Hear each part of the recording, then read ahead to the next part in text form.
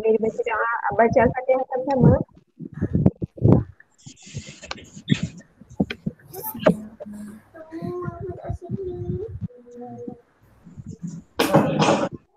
Kita akan dengar. Bismillahirrahmanirrahim.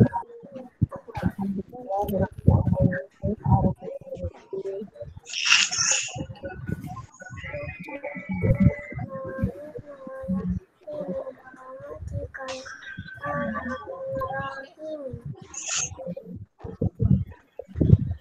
Okey, baca.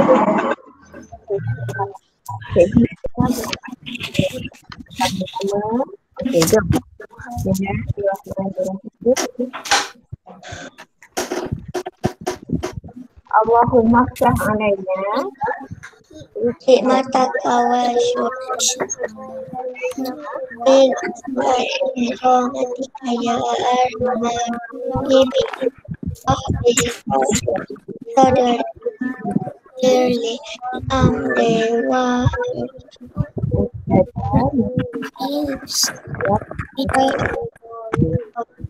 kafiyati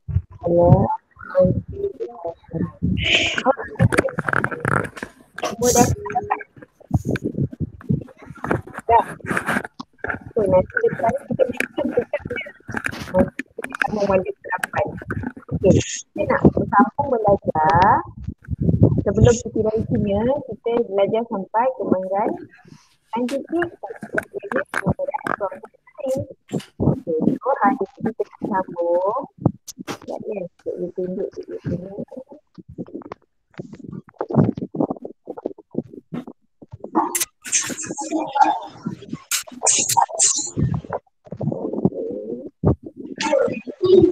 Alright. Nampak tak apa yang kita nak tunjuk ni?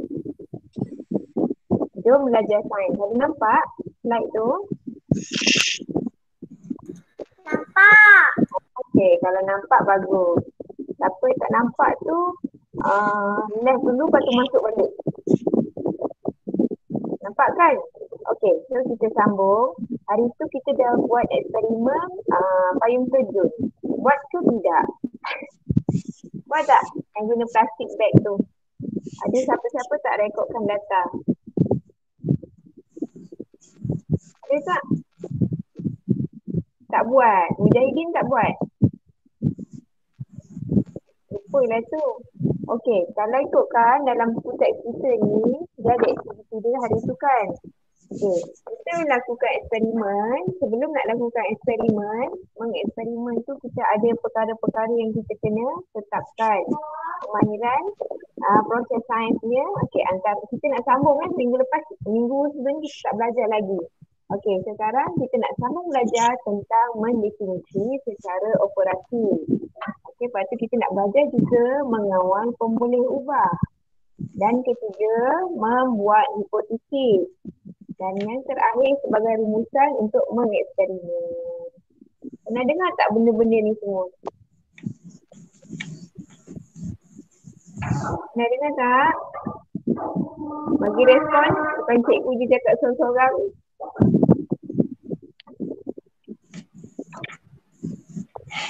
Belajar 3 dulu ada belajar tak benda ni? Ingat balik awal-awal tahun belajar 3 hari tu. Ada tak? Mengawal pemboleh ubah. Tahu pemboleh ubah ada berapa? Tahu tak? Tak tahu, dah lupa. Alright, kalau macam tu kita ulang kaji sama-sama lah. Okey, dalam buku teks pun ada nota ni, tapi cikgu bacakan balik perkataan-perkataan yang penting saja untuk awak tahu. Mendefinisi secara operasi ni ialah kemahiran memberi definisi. Definisi tu awak tahu apa? Definisi tu maksudnya memberi maksud. Memberi maksud, menyatakan maksud dia. Contohnya kita buat eksperimen macam hari tu kan, buat payung terjun kan. Okey, so kat situ dia punya mendefinisi secara operasi dia ialah masa yang diambil ataupun masa payung terjun, masa yang diambil oleh payung terjun untuk mendarat ke tanah. Dia tanya apa definisi secara operasi bagi payung terjun. Masa bagi payung terjun untuk mendarat ke tanah. So jawapan dia, apa maksud dia? Kita macam mana kita nak tahu masa tu dari bila sampai bila? Biasanya kita sukat masa, dia ada titik permulaan dia dengan titik penamat dia. Maksudnya dekat sini jawapan dia, saya terangkan payung terjun sebab kita dah belajar dah sebelum ni, cuma kita nak cari maksud dia. Definisi secara operasi masa untuk payung terjun mendarat di atas tanah ialah masa yang diambil semasa payung terjun dilepaskan sehingga masa payung terjun mencecah tanah.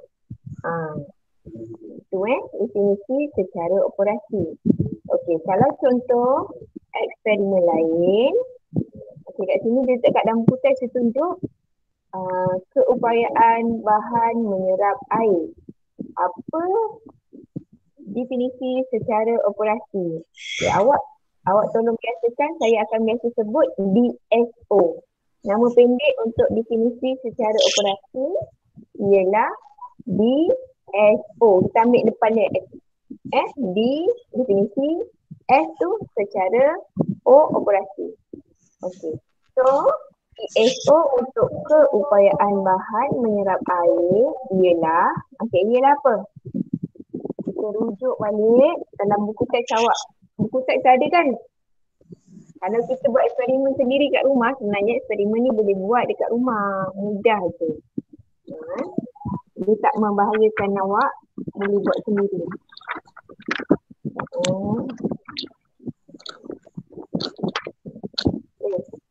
Bila awak jalankan eksperimen, dia kat sini dia ada bagi bahan A, bahan B, bahan C.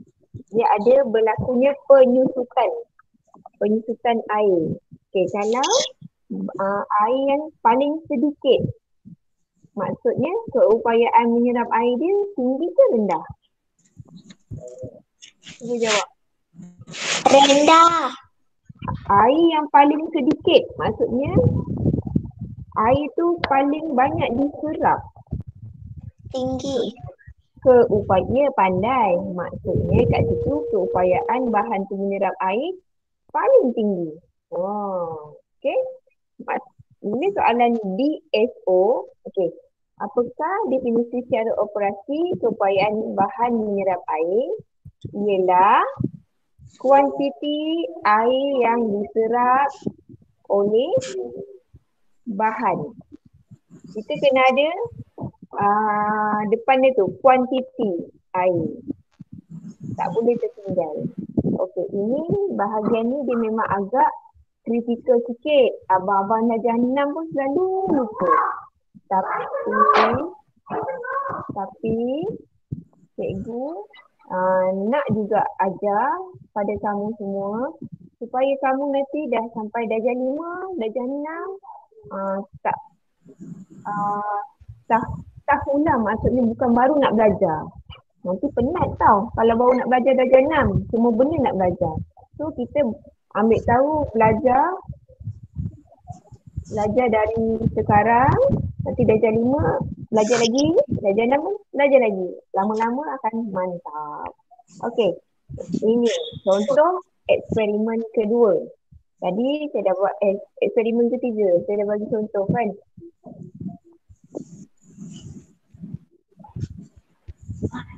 Okey.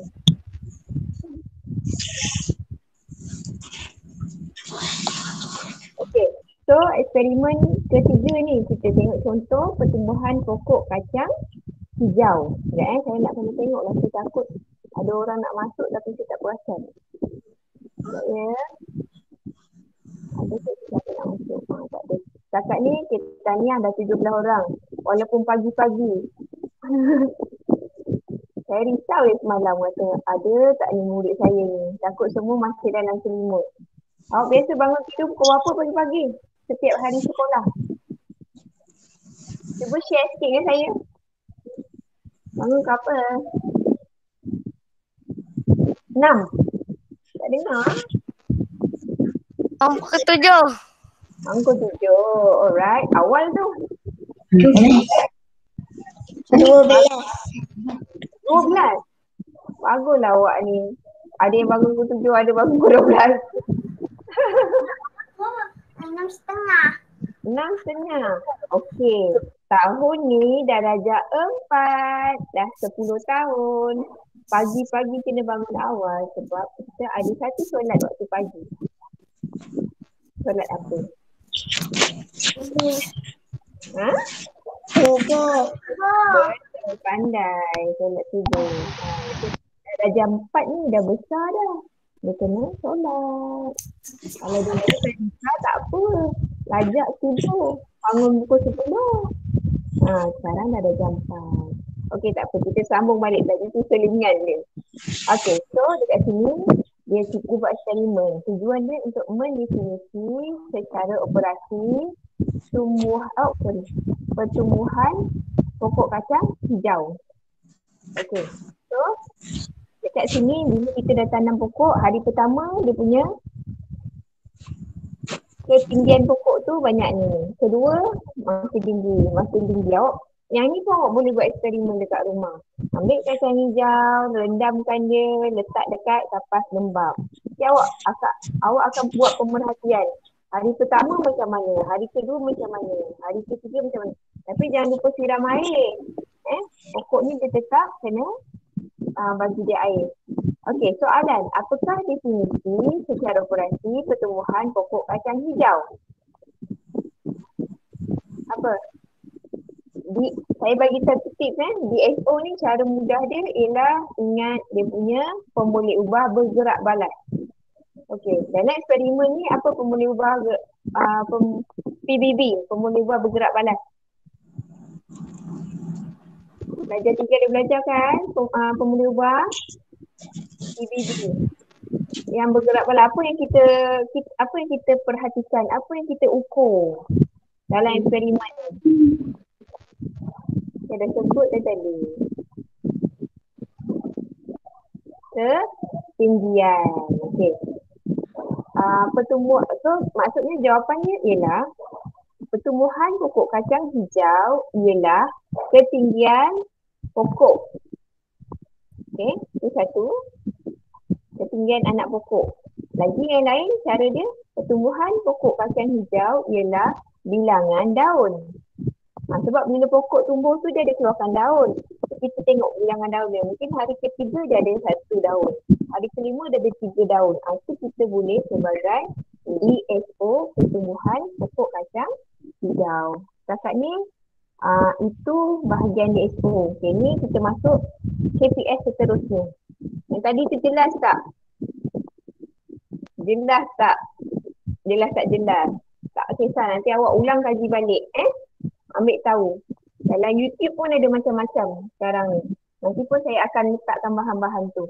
Okey, mengawal pemboleh ubah. Pemboleh ubah kita ada 3 saya dah cakap. Awak ingat nama short form dia. PDM, PBB, pemboleh ubah dimalarkan. Okey, PM. PDM ni yang dimanipulasi. Maksudnya kita ubah-ubahkan dia. Macam eksperimen ni. Satu pokok dia letak dekat tepi tingkap. Tengok kat ni kan. Okay. Satu pokok lagi letak dalam almari. Kita ubahkan. Satu kat sini, satu kat sini. Okey, lepas tu kita tengok seminggu lepas tu kita tengok apa hasil dia. Oh, hasil dia satu pokok besar. Satu pokok lebih kecil. Itu ialah pemboleh ubah bergerak balas. PBB. Okey, dekat sini pula apa yang kita malarkan? Malar tu ialah yang ditetapkan. Apa yang ditetapkan pada dua-dua eksperimen, dua pokok ni? Apa yang sama? Kita bagi dia sama.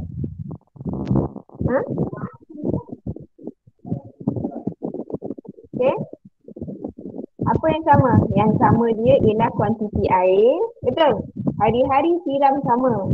Bukannya dalam almari tu tak siram. Siram. Dua-dua sama. Yang berbeza dia PDM yang dimanipulasi ialah lokasi penyiasatan. Okey, jelas? Satu dekat tingkap, satu dekat dalam mari. Tapi kita tak boleh tulis satu di tingkap, satu di mari. Tidak boleh, salah sama sekali. Sebab dia kena tulis dengan ayat yang betul. Dia ada parameter. Kita boleh guna, nanti saya share balik kaedah untuk tulis mengawal pemulih ubah ni. Dia kena ada sifat dia. Okey, macam ni tempat kan. Awak dah tahu tempat tapi dia kena tulis tempat penyiasatan. Baru lengkap. Okey, lepas tu KPS seterusnya ialah membuat hipotesis. Hipotesis ni dia sebenarnya pernyataan umum. So, hipotesis ni kesimpulan awal. Yes. Okey, tapi dia berhubung kaitkan antara pemboleh ubah tadi. Pemboleh ubah PDM dengan PBB. Okey, contohnya kalau kita tambah gula, kuantiti gula. Okey, dia punya kesan dia ialah air lambat gula lambat larut dalam air. Okey, kalau gula tu kuantitinya sedikit, masa yang diambil untuk dilarutkan, cuba buat eksperimen nanti. Lepas habis sekarang ni ambil air, letak satu sudu gula, lauk, kacau. Okey, set masa berapa saat dia melarut. Okey, lagi satu eksperimen, cawan yang sama, kuantiti air yang sama. Okey, air yang sama banyak, okey. Letak 3 sudu. Lepas tu awak kacau. Awak kira berapa saat? Guna jam bukannya awak guna bibir. Kita kena saintifik ni kena tepat. Kena guna jam. Stopwatch. Jam randik. Okay? Okay, awak akan tengok perbezaan dia. Dekat situ kita boleh buat hipotesis dia. Semakin bertambah kuantiti gula, semakin bertambah masa yang diambil untuk melarut. Okay. Jelas? Okay. Kat sini pun dia ada tulis hipotesis ni ada banyak. Okay, dia boleh kat sini kita tengok contoh buku teks, semakin bertambah bilangan adukan. Adukan tu saya rasa ni lah. Sudu dia, scoop. Semakin berkurang masa untuk gula melarut dengan sempurna. Wow, ayat dia sangat kompleks. Tapi kita dalam periksa guna ayat tadi je. Sudah dikira betul. Semakin bertambah kuantiti gula, semakin bertambah masa untuk air, semakin bertambah masa gula untuk melarut di dalam air. Okey. So, sekarang seterusnya, okey. Inilah KPS yang terakhir, yang ke-12, iaitu mengeksperimen. Tetapi dalam mengeksperimen dia cover semua. Dia masukkan semua KPS yang pertama dulu kita belajar. Memerhati, mengelas tu semua ada dalam tu. Okay, dalam mengeksperimen ni kita buat penyiasatan. Pertama awak kena tahu apa masalah. Kita buat sesuatu penyiasatan ni sebab kita nak tahu, nak atasi masalah. Okay. Kedua, kita ada KPS membuat hipotesis. Lepas tu, kita tahu step mengawal pemboleh ubah, senaraikan alat dan bahan. Okay. Alat dan bahan ni ada beza. Nanti bahan ni, alat ni biasanya di dalam bilik sains. Macam contoh bika, kan? Bika penyunu bansen, apa lagi? Silinder penyukat, itu kita panggil sebagai alat. Tetapi bahan contohnya eksperimen untuk darjah 4 ni macam tadi tu, gula. Gula tu ialah bahan. Okay. Dan eksperimen tadi tu jam randik ialah alat. Okey, lepas tu kita langkah seterusnya merancang langkah-langkah eksperimen macam hari tu kan dalam buku teks kita buat eksperimen yang payung terjun tu, ada langkah-langkah dia. Mula-mula kena buat apa? Gunting apa semua tu. Okey, ini contoh laporan lengkap yang saya suruh awak buat hari tu. Tapi tak tahu dah buat belum. Saya, ni contoh laporannya payung terjun awak. Nampak tak? Saya nak minta awak buat benda ni. Saya dah letakkan, kalau siapa yang belum buat, boleh buat salin dalam buku nota awak yang buku panjang nombor 7 tu. Okay, inilah awak punya laporan penyiasatan minggu lepas. Dia ada tajuk, dia ada tujuan, dia ada penyataan masalah, hipotesis, pemulih ubah tadi tu yang saya ada terangkan. Apa? Sebab eksperimen yang dua minggu lepas tu kita ada satu ada pemberat, satu tiada pemberat. Betul? Ingat tak? Ke dah lupa banyak sangat makan limau raya Cina? Aduh, hai awak ni. Senyap je. Okay. Lepas tu inilah langkah-langkah dia. Saya letakkan ni semua. Sekejap. Mana tahu ni. Okey. Ini ialah rumusan. Kita dah habis dah tajuk kemahiran saintifik. Dah habis dah. Okay. Dan awak kena tahu ni. Ni semua awak kena tahu. Okay. Ini ialah latihan tambahan awak pada hari ini. Dalam buku teks, okay, muka surat. Mana ni? Alamak. Ini saya bawa masuk. Okey, buku teks, muka surat 22. Okey, homework awak hari ni. Pertama, yang laporan penyiasatan tadi tu awak cek balik. Awak punya betul ke salah. Kalau salah, awak buat semula. Bagi sama dengan yang saya bagi contoh tadi. Awak kena tahu langkah-langkah buat laporan penyiasatan. Kena ada tajuk, kena ada tujuan, adalah langkah, ada keputusan, ada tu. Ikut step tu. Tu homework pertama. Homework kedua, buat latihan ni dalam buku yang sama. Buku sains tu, buku tulis yang panjang. Okey. Okey. Boleh?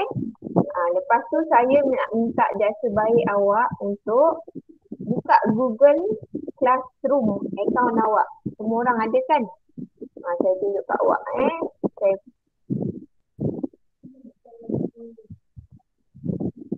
sekejap Google Classroom. Tahu apa pas ni? Ni lah yang kita panggil Google Classroom. Okay, awak log masuk.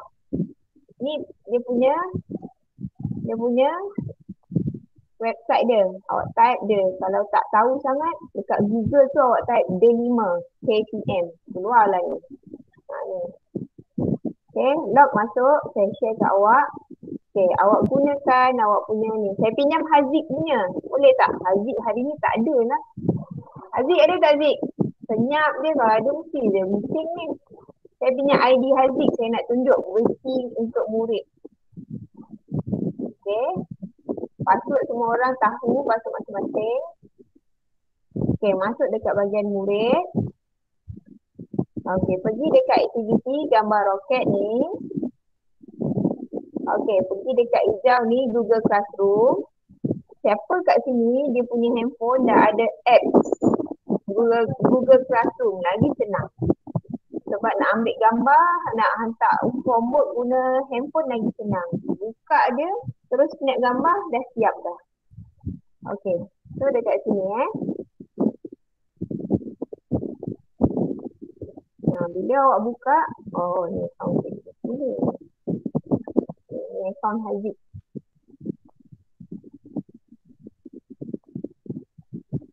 Alright, okay ni. Nampak? 4 miliar. Okay. Tengok nama tau. Okay, pergi dekat sini. Tapi awak pergi dekat classwork yang tengah ni. Ni. Okay, classwork. Awak tengok homework apa. Wow, beratus cikgu bagi. Okay, ni. Okay, boleh klik ada 4. Awak klik satu persatu. Ni. Oh, okay. Ini ada bahan yang tadi cikgu tunjuk. Siapa yang ini siapa nak ulang kaji semua boleh. Semua ada cikgu dah bagi. Awak fokus dekat sini, payung terjun. Yang darjah 5, darjah 6 ni awak tak payah. Ini untuk abang-abang, kakak-kakak. Awak salin laporan ni Okay, kita belajar kemahiran menyalin laporan penyiasatan. Okay, itu homework pertama. Okay, lepas tu klik balik sini. Bila dah tengok situ, okay, awak boleh pergi dekat bahagian bawah ni. Kemahiran saintifik. Saya ada bagi link quizzes. Ada 10 soalan awak boleh jawab. Okay. Okay, lepas dah jawab, awak view assignment ni. Lepas dah jawab, awak mark as done. Nampak ni belah kanan dia? Mark as done. Siapa dah buat quizzes tapi tak tanda sini, nanti dia anggap, sistem anggap macam awak tak buat homework. Jangan lupa klik dekat belah sini. Okay. Lepas tu, okay. Dia ada yang ketiga. Okay, jawapan muka buku ni. Jawapan buku ni saya bagi sekali. Awak boleh tengok. Semak balik. Senarai semak. Kan? Okay. Oh, ini jawapannya. Kalau betul, tanda right. Kalau salah, tanda pangkah. Kakak ni ada tak nak tanya apa-apa untuk buku ni? Kita boleh bincang sedikit. Muka surat 4. Boleh buka sekejap? Buku ni.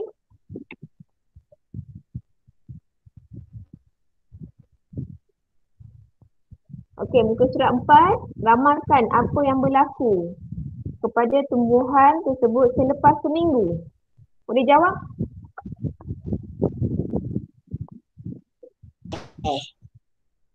Cuba jawab.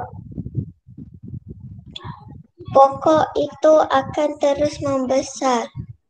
Oh, betul ke pokok tu dalam kotak? Hidup ke? Jawapannya salah lah tu kakak. Jawapannya sepatutnya pokok akan layu atau pokok akan mati. Tahu? Okey, tak apa. Kalau salah, pangkah tulis jawapan sebenar. Tak payah padam-padam jawapan salah tu. Kita dalam proses pembelajaran. Kalau salah, tak apa. Yang penting, kita take note, pangkah tulis jawapan sebenar. Pokok akan mati. Pokok akan layu. Okey. Lepas tu B. 1B. Apakah langkah yang perlu diambil untuk memastikan tumbuhan tersebut dapat hidup subur? Ada jawapan? Kita baca. Baca je jawapan awak. Salah pun tak apa. Air dan karbon-dioksida. Karbon dioksida. Sekejap. Tapi soalannya, apakah langkah? Apa yang patut awak buat untuk pokok tu hidup subur? Bukan dia tanya sebab.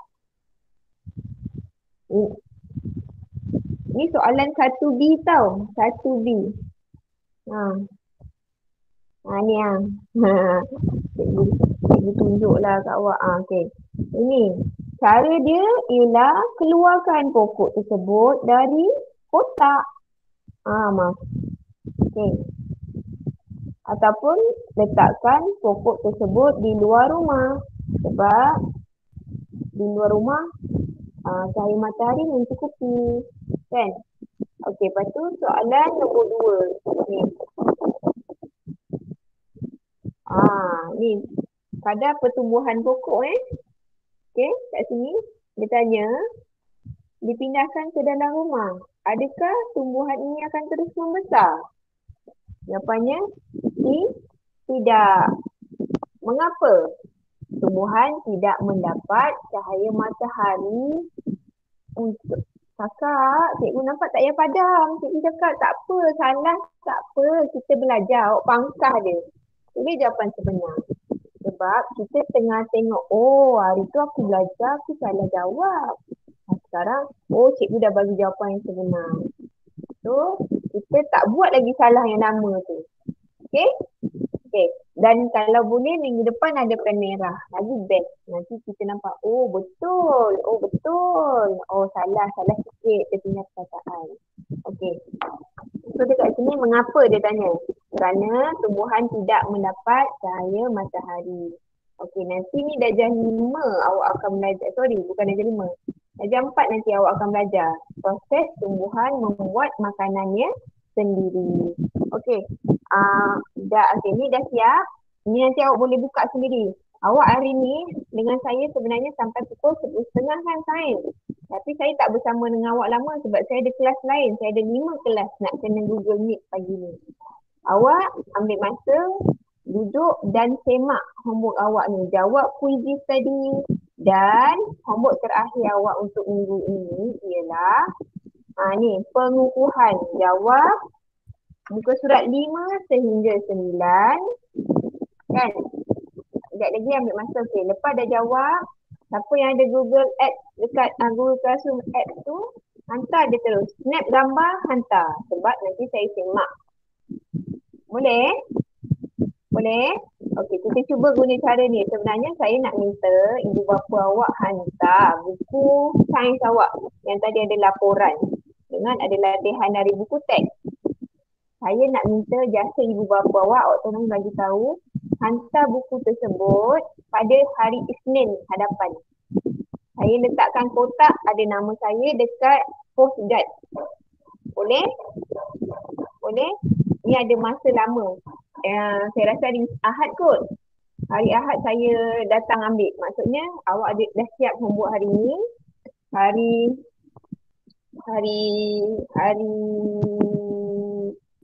Jumaat, Sabtu, Ahad. 3 hari awak ada masa. Tak kisahlah hari apa yang ibu bapa awak keluar lalu kawasan sekolah nanti hantar. Letak dalam kotak nama. Sebab saya nak tanda buku awak. Walaupun kita belajar online macam ni, tapi buku tulis awak saya nak tanda. Boleh? Dan saya akan semak siapa tanda, siapa tak tanda. Saya akan rekodkan. Sebab tu saya minta kerjasama hantar. Boleh? Okey. Ada soalan nak tanya apa-apa? Ada nak tanya? Jelas tak? Pening ke? Banyaknya kerja. Tak apa, kita kan ada masa lama. Kalau tak larat, buat petang. Kalau tak ada petang, buat malam. Okay, itu saja. Kalau tak ada apa-apa, saya tamatkan kelas ni. Awak selamat buat homework. Apa-apa boleh tanya saya. Dekat Google Classroom tu boleh dia chat tanya saya. Kalau saya lambat reply, awak boleh PM saya. Okay, tapi homework, ingat. Homework ni ke, homework buku tulis ke, tak perlu ambil gambar hantar ke WhatsApp saya ke Telegram saya. Tak perlu. Sebab saya rekodkan dekat Google Classroom. Jelas? Okay, tak perlu PM saya hantar gambar homework dah siap. No. Saya semak melalui sistem Google Classroom dan juga buku tulis yang dihantar oleh ibu bapa dekat postcard. Okay? Alright, okay, itu saja. Okay, Assalamualaikum. Baru masuk lagi, duduk lagi.